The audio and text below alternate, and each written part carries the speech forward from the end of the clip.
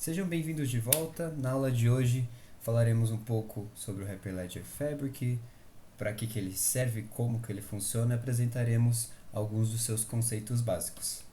Bom, o Hyperledger ele é um projeto que hoje pertence à Fundação Linux. Ele tem seu início lá em 2015, com desenvolvimento da IBM, com contribuições da Intel e de várias outras organizações também.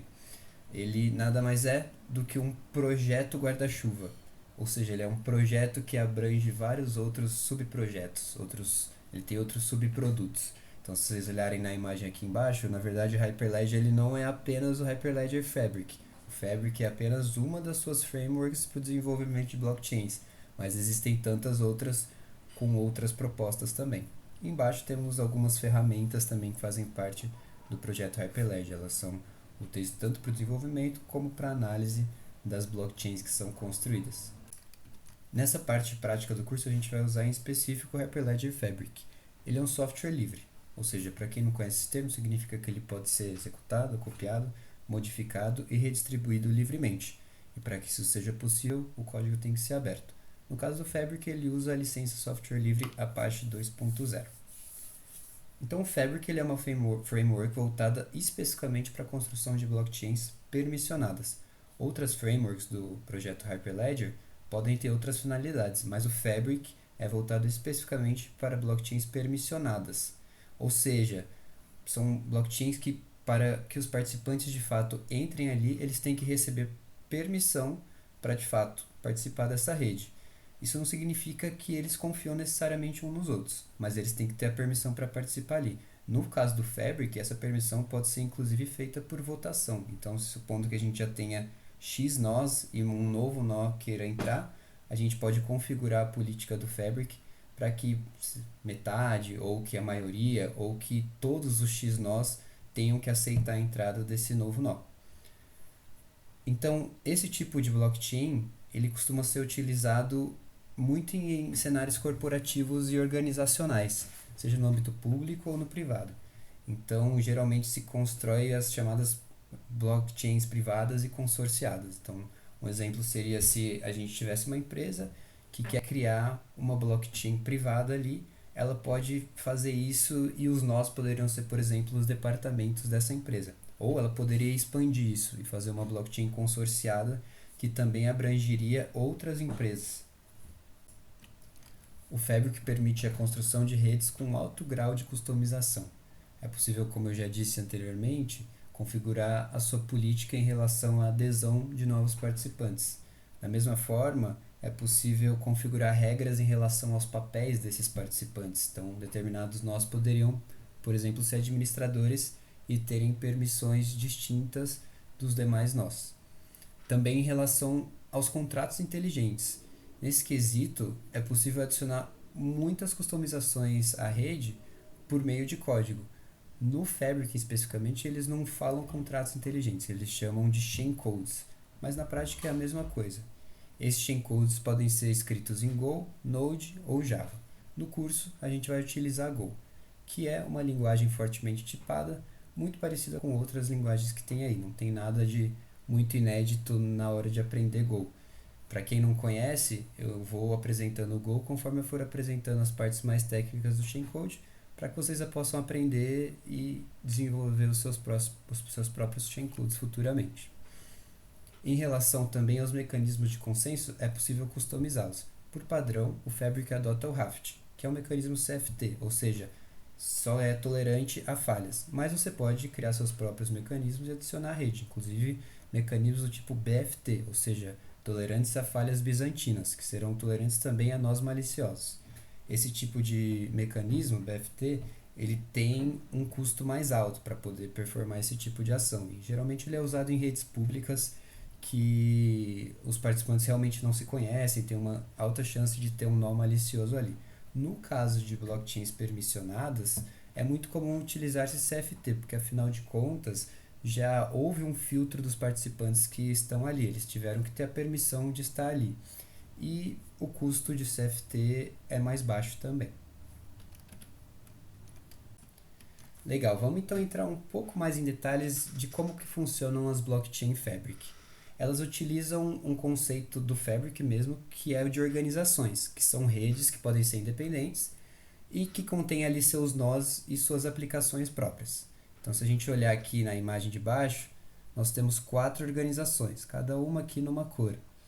E na organização 1, por exemplo, a gente tem 2 peers, ou 2 nós, e uma aplicação. Então, a aplicação pode ser, por exemplo, um back-end que dá acesso ao contrato inteligente para o P1 e P2, ou até para um público externo. Essa parte de aplicação vai ficar um pouco mais clara quando a gente for mexer na prática mesmo. O que interessa para a gente aqui é que a organização tem 2 nós, mas somente o nó 1 está conectado ao resto da rede, às outras organizações.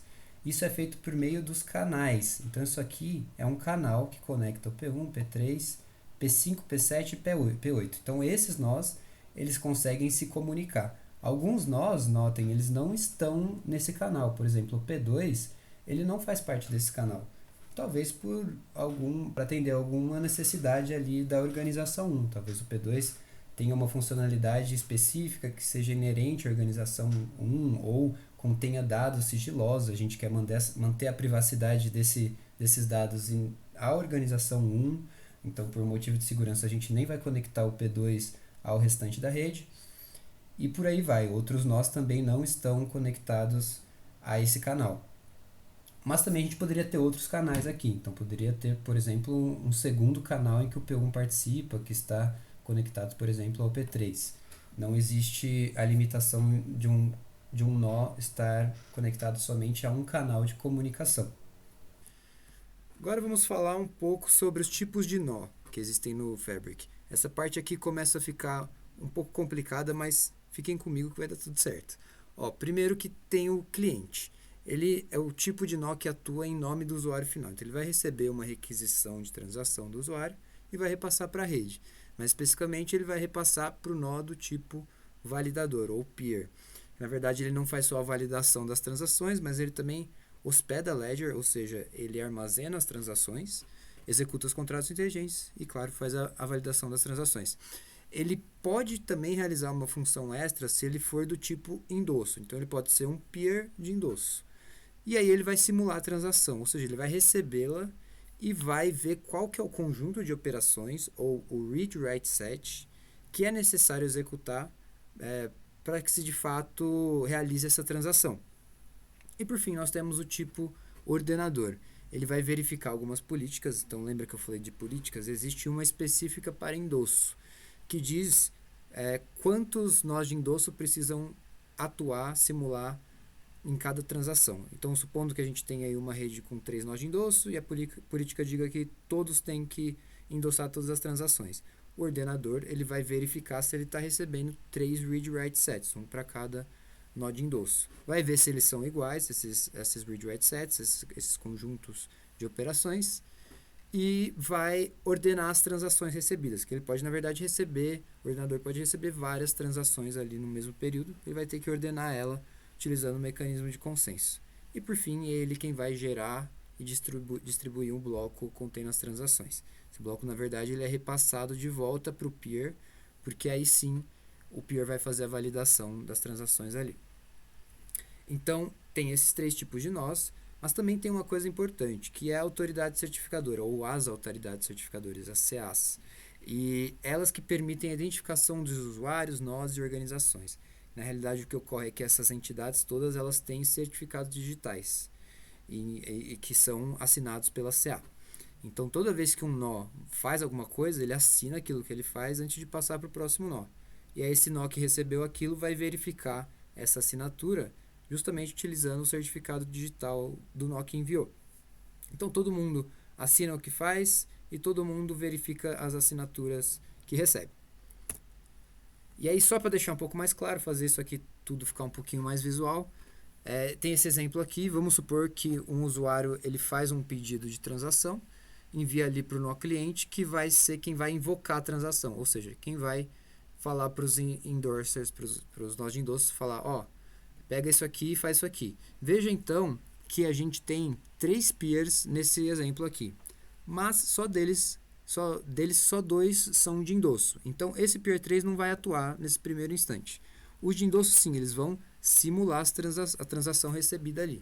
eles vão ver quais são as operações ou read write set que precisam ser executados para poder fazer aquela transação acontecer.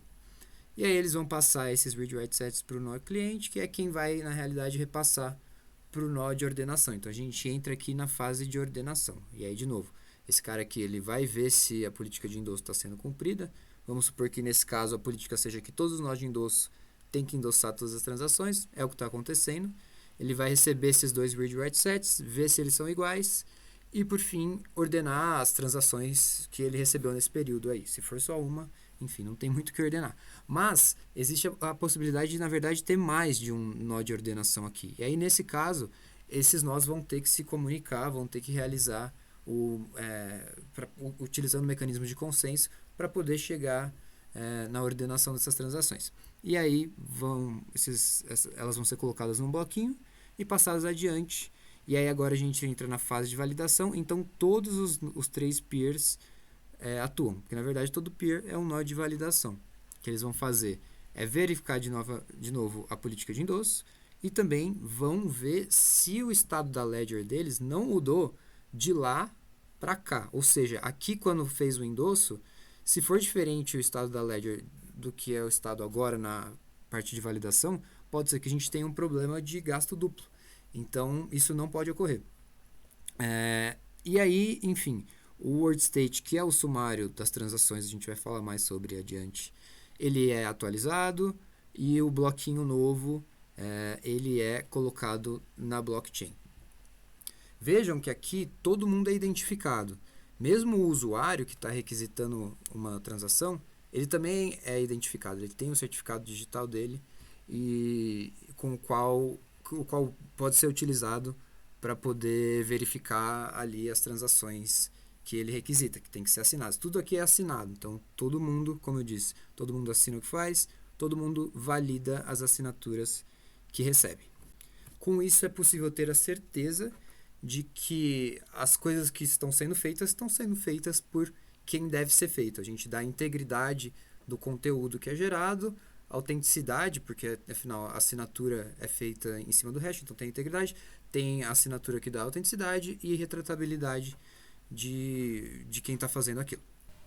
Com isso, a gente finaliza esses conceitos básicos do Hyperledger Fabric que vão ser necessários para a gente conseguir realmente utilizar o Fabric aí na prática. Se vocês tiverem alguma dúvida, podem entrar em contato. O meu e-mail está aqui embaixo. E já no próximo módulo, no módulo 2, nós vamos instalar a nossa máquina virtual, começar a mexer com o ambiente, criar a nossa primeira rede. E caso vocês tenham interesse, aqui tem algumas das referências que eu utilizei. Eu vou sempre colocá-las no último slide, então saibam que elas estão lá, mesmo que eu não mostre. E nos vemos no módulo 2. Até lá!